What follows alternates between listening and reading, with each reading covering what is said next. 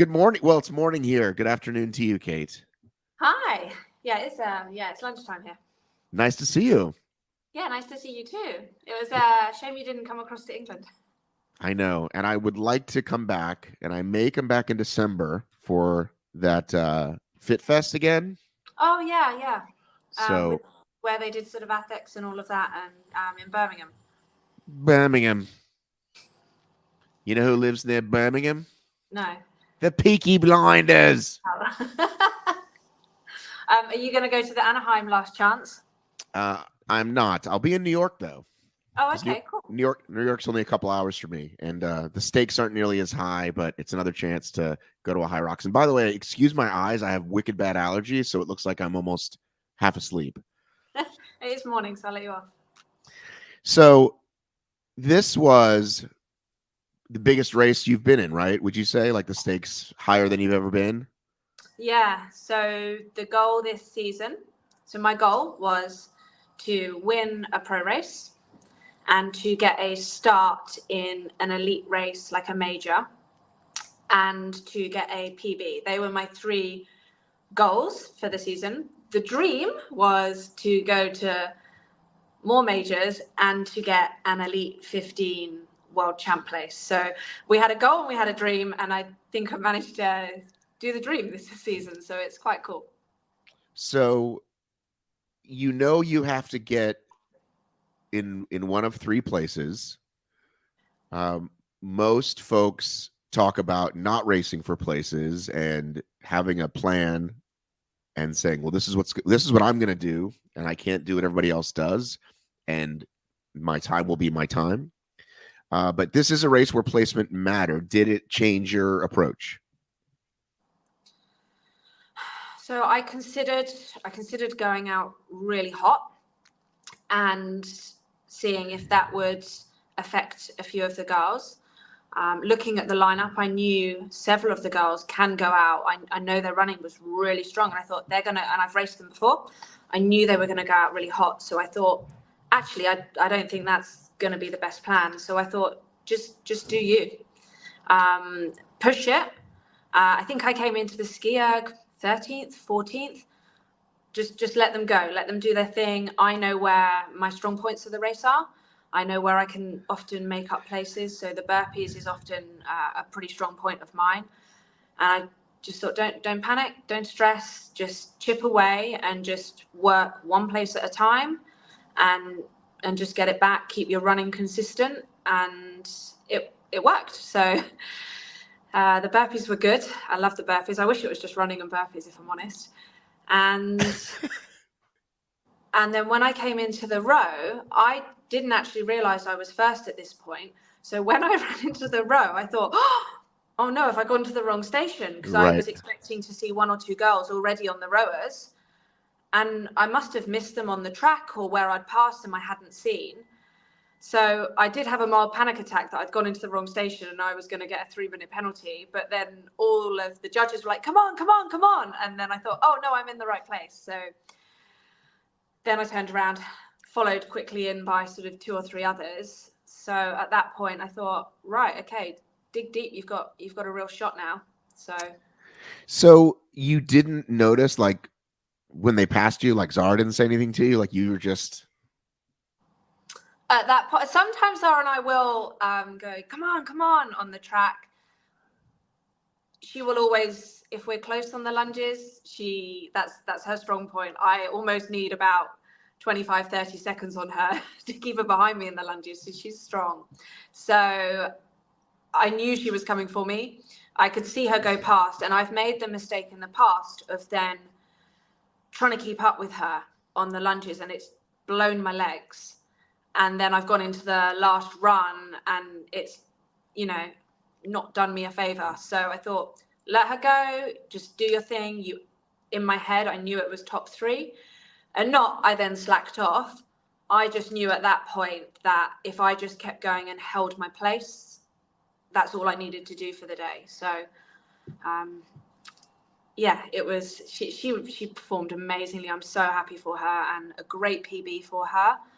She was really, really strong throughout. But, once again, I think she came into the ski erg 9th or 8th. I'm not too sure. She was a few up from me and didn't go out as hot. So that gave me a little bit of confidence seeing her placement on the ski erg, because I thought, oh no, have I gone out too slow? And then when I saw her in that position, I thought, okay, everyone's gone out really hot.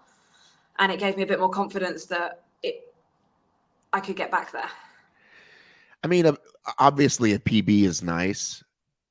However, I do feel like this far into it, courses and sleds and, you know, I've joked like, you know, tilt of the earth. Like, the question is, can you show up on the day and do it? That's where we're at in the sport now, which is where we should be, right? So in a race like this, you and Zara and, sorry, I forget the new gal's name. Yana? Yeah. Showed up and did what you had to do. James Kelly showed up and did what he had to do. In America, Dylan and Rich and Graham showed up and did what they have to do. And like, come world champs, it's going to be what it is, right? So I kind of feel like not times don't go out the window, but kind of when it comes to the elite level and winning races. It's just like, what can you do on the day? Because who effing knows how much faster or slower these courses. You know what I'm saying? Again, it's great to PB. I want to beat my time. Certainly. I want to push my sled faster. I want to do everything faster. But you know what I'm kind of saying? Yeah, definitely. And that's where I think the majors are really good, because you've just got 15 girls bashing it out on the same track. Everyone's situation is the same. There's no different rock zone. There's no, oh, this course was faster. It doesn't matter if the course is fast or slow. You're all just on the same track. And that's where I think the last chance qualifier, in some respects, there was a lot of chat. Was this the right way to go? Was this the wrong way to go? Should it have been done on times? But times then can relate to tracks, whilst actually I think there was maybe 16, 18 really good names in that lineup in Cologne. And it's just who shows up, and everyone is on the same track. There's no disadvantage. Everyone's got exactly the same situation, and you just have to bash it out between you. And I think that probably was actually a fairer way of doing it than necessarily on times, because I think there would be a lot of complaining about certain tracks and things like that. And so, yeah, I think it was okay. And I liked the new equipment, actually. I'd heard mixed reviews about people saying different things. I thought it was fine. I quite like the sleds. The farmers carry, they didn't bash on my legs as much, because they're more, they're not as wide. So they weren't cracking on my knees at my height. So, yeah, and it was the same for everyone, I guess. So let's go through it. Let's go through the old wall balls. What's that? I said, I know where we're going to. The question I've been asked all week. Right. Well, listen, but this is a wonderful chance by coming on a massive worldwide platform like this. When people ask you, you can say, just go listen to the show. I've already talked about it. Then you don't have to re-explain it every time. So, can you even sort of, can you remember where you were just mentally as you approach, like, they didn't have the automatic counters, right, for this one? No. Are they where they beep? Have they used those in America? Well, they beep and there's a number. No, we don't have those. Oh no, or did they used to have the numbers? I'm sorry, I can't remember now. I feel like it's a judge and they have just a clicker. Right. But okay, they had the new targets, right, but they weren't censored. Yeah, a long time ago, they had those that didn't work. I think no, because everyone was saying they love the numbers because the audience can see what's happening. So you didn't have the automatic, or you didn't have. Okay, so for some reason, which is weird because they did everything else fancy for FIBO. I don't know why they wouldn't, but maybe they're working something out. So anyway, so are you hearing your judge? Is he updating you? Is it he or she? It was a guy. Slightly difficult because I don't speak German and his English wasn't great. So he was shouting numbers at me, but I didn't know what the numbers were.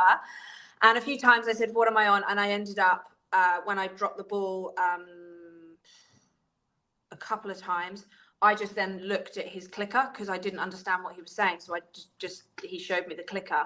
So then I knew. Faisal was obviously on the mic and he walked past a few times and he was obviously looking at the clickers. So he shouted the numbers out. So then you can gauge where you are around you, sort of who's on what numbers.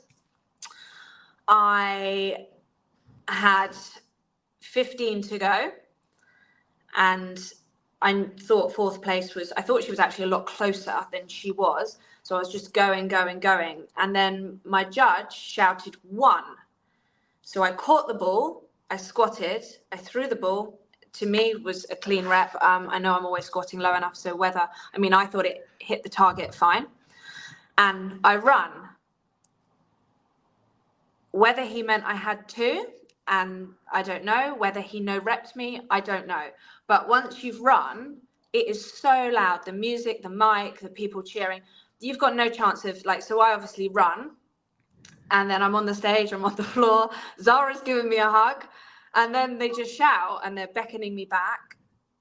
At that point, it doesn't matter what is going through your head. If a judge is telling you to do something, you just do it. There is no point arguing. There's no point doing anything apart from doing what you're told. They said, you need to just do 1 more. I didn't ask why. I didn't know why. I thought I'd done everything correctly. I ran down. I did 1 more. I ran back across the line. So the rules don't actually say that you can't do that. And I think there's been quite a few cases where people haven't heard, and a few judges actually contacted me. They sent me some nice messages saying, the amount of times they've had to call someone back to do 1 more or 2 or 3 more. So yeah, I got I think HYROX World put a video up, and there was quite a lot of hate on there saying I should have had a penalty. You're really silly if you can't count your own reps.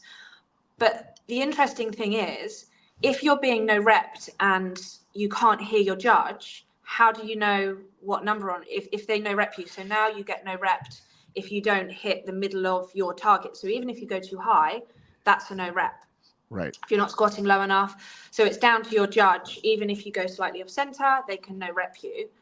If you're unaware that you've had a no-rep, even if you're counting in your head and you can't hear your judge, which it is hard down there, you can be on 2 totally different numbers as well. So maybe, I don't know what happened. Then the judge came over to me about 5 minutes later. He said sorry, and then he started speaking in German, which once again, I don't speak German. He just said sorry again, and I said, look, it's fine. It is what it is. So that's all I know, really. So I'm not really sure of still what happened, but. Well, I guess I know how bad the internet can be, and I would imagine on burpees and on wall balls, people are going to yell about form and who knows what else, right? I put, Hunter set this Murph world record 3 years ago. Every day I get a comment that says those aren't pull-ups, right? Because they're kipping, right? Every day. Not every day, pretty much every week. It's a 3-year-old video, and as if they're the first person to say that, right? So I get how dense the fucking internet can be. But for that, clearly, I don't know, have these people not ever been in a competition before? Or to say, how can you not count is it's well, first of all, it's 100. So easily one can lose count. And I think we've definitely seen it before where people leave early or miss. It just seems silly that you would get hate for that. So I'm sorry for that. Again, I know the internet's always going to do stupid shit, but that one seems especially silly. I didn't even comment back. There's no point in starting a chat about it. You're not going to win. So I don't know who's right, who's wrong. I did what I was told and I crossed the line.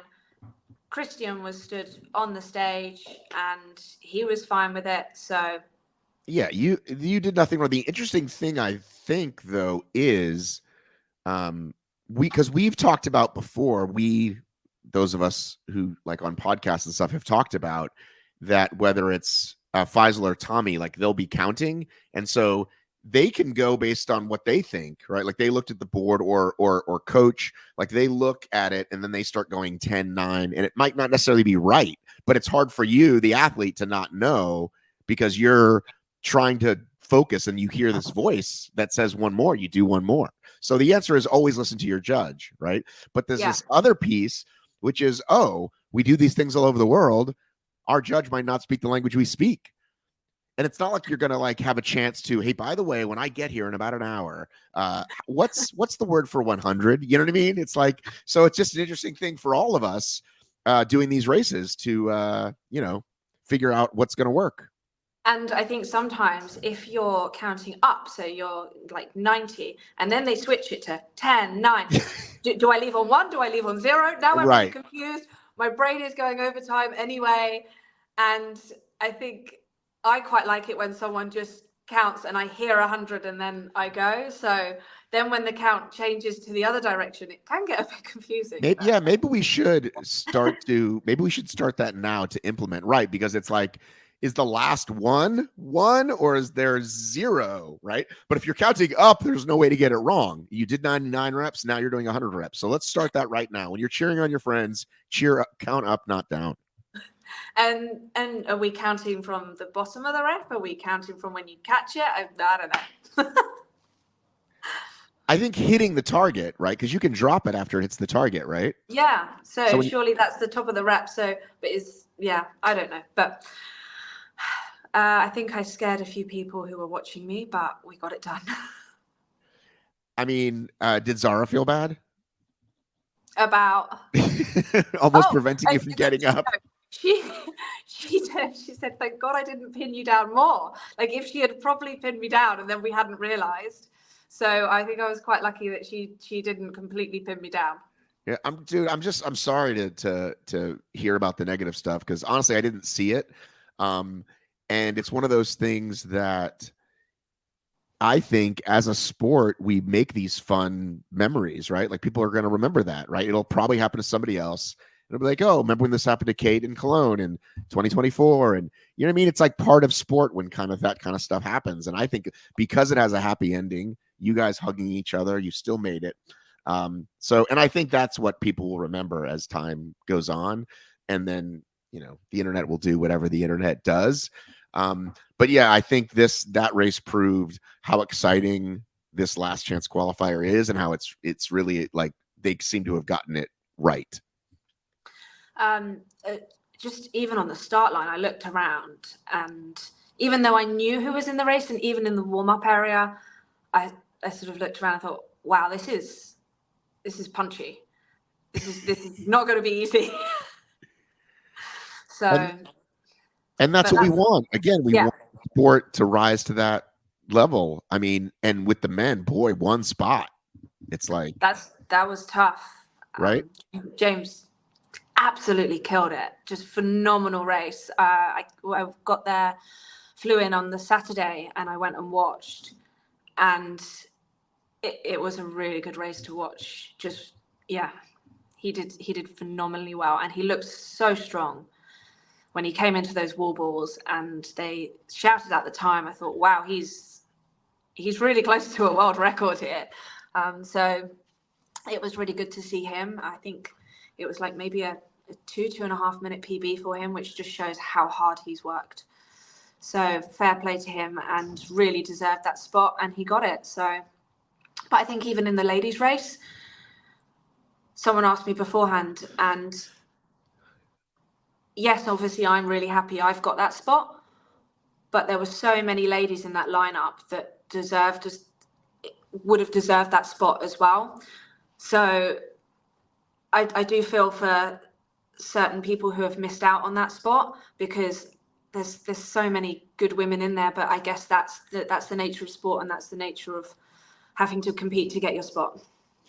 Yeah, and where we're at today versus 2023 versus 2022, the sport is just like going like straight up in terms of competition, people learning about it. I mean, no one knew about what's her name again? I'm sincerely apologize. The second place woman. Yana, like nobody predicted her to come in second because we didn't even have her on like our list. But I quite like that. I like someone just being completely under the radar and then just coming in and doing their thing. I think that's quite cool. Did you talk to her? After the race. So I hadn't heard of her before, hadn't met her. And then just after the race, we had a bit of a chat. She seems really nice. I think I'm not sure, but I think she might be sort of friends with maybe Jennifer and a couple of the other Germans. So, yeah, I think Jennifer dropped out because of her foot, possibly after Jennifer Nicholas? Yeah, after the ski or the sled, I'm not sure. She dropped out because when I was on the rower, I looked up and she was there cheering at me. And I was like really confused. I was thinking, weren't you racing a minute ago? So that confused me a bit, but I was gutted for her. But I think she's had some foot problems. Maybe she broke her foot or she's done something to her foot. So she was just trying, but I think it wasn't going to happen on the day. Do you know who's coming over? Who's coming to Anaheim? I'm not too sure. So I'm assuming I'm assuming the girls who would be there would be Amy, Maria, Tara. Right. I'm thinking of who's coming over, though, from Europe that didn't make it uh, this time that are like, well, I guess I got to go to Anaheim. So obviously I know like Alina and Jezebel are such strong contenders, but I guess it's whether they can do the travel. I guess it's quite pricey to travel. I don't know if it fits with their work. So I'm unsure whether they are going or not. And I just didn't know if you had talked to anybody. If you haven't, that's fine. No. And I from the and obviously Camilla, I'm guessing will be there too.